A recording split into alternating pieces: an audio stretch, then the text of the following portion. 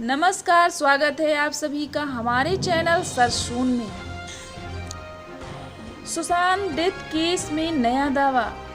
सुशांत से झगड़े के बाद रिया ने महेश भट्ट को किए थे 16 बार फोन। इस बीच सुशांत सिंह राजपूत से एक बार भी रिया चक्रवर्ती की बात नहीं हुई थी। सुशांत सिंह राजपूत की मौत के मामले में नया खुलासा हुआ है। बताया जा रहा है कि 8 जून को सुशांत से झगड़े के बाद से लेकर 13 जून के बीच रिया चक्रवर्ती और फिल्म मेकर महेश भट्ट के बीच 16 बार फोन पर बात हुई थी। ये दावा प्रवर्तन निदेशालय के सूत्रों से मिली जानकारी से प्राप्त हुआ है। टाइम्स नाउ ने अपनी रिपोर्ट में लिखा है कि ये सभी कॉल रिया के नंबर से महेश भट्ट को किए गए थे। हालांकि उनके बीच क्या बात हुई ये जानकारी अभी सामने आनी बाकी है। बता दें कि 8 जून को रिया सुशांत से झगड़े के बाद घर छोड़कर चली गई थी।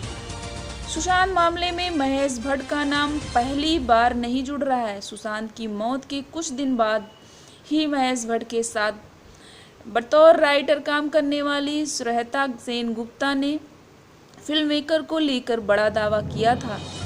उनके मुताबिक महेश भट्ट ने सुशांत की लगातार बिगड़ती मानसिक स्थिति को देखकर कहा था कि ये एक और परवीन बॉबी है।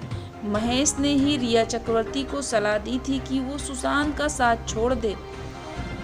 बता दें कि पिछले महीने कंगना रनौत ने महेश भट्ट पर हमला बोला था। दरअसल एक ट्विटर यूजर ने महेश भट्ट पर सवाल उठाया कि उनके खुद के बच्चे डिप्रेशन से जूझ रहे हैं, ऐसे में रिया ने उन्हें सुशांत का काउंसलर कैसे बना दिया।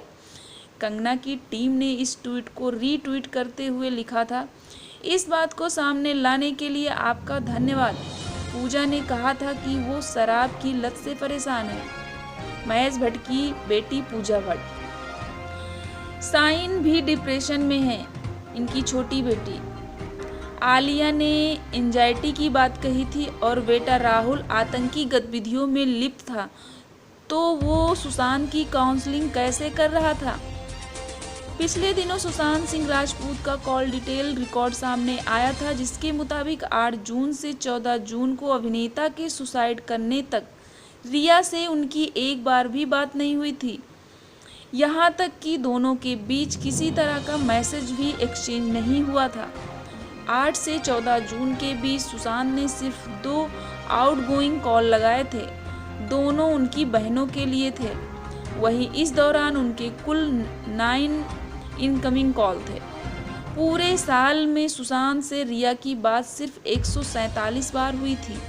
इनमें से 94 बार रिया ने उन्हें फ़ोन किया और 51 बार सुशांत का फ़ोन उनके पास आया था। ये खुलासा पिछले दिनों रिया चक्रवर्ती की कॉल डिटेल से हुआ।